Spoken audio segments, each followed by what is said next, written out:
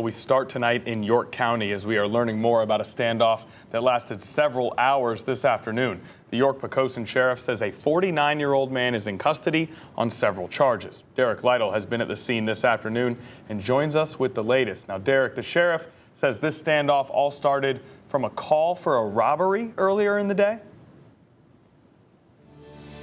Yeah, hey Connor, that's exactly right. The sheriff telling me the man now in custody went to a senior living facility near Seaford, broke down the doors and assaulted what was known to be either his ex or current girlfriend. And then he fled the scene from there, and that's when the sheriff's office got involved. They attempted to make a stop actually right outside of the sheriff's office, and that was unsuccessful. That suspect made his way over to his family home here off Dandy Loop Road, and that's where this standoff took place with law enforcement. Now, that standoff lasting several hours as attempts to get him to come out and turn himself over to law enforcement were unsuccessful. Finally, with mutual aid, they were able to enter the home and take him into custody. The sheriff says these type of crimes are not something they stand for in this county.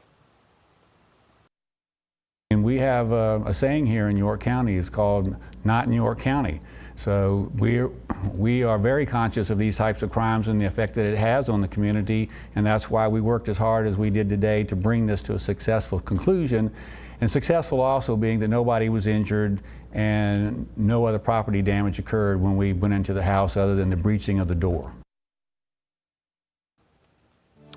Now, the sheriff tells me that suspect is on his way to the Virginia Peninsula Jail, and he will be held on several charges, including burglary, robbery, fail to stop for law enforcement, and others, including assault. They are telling us that residents that live nearby the home here on Dandy Loop are now free to return to their home, and the scene is safe at this point.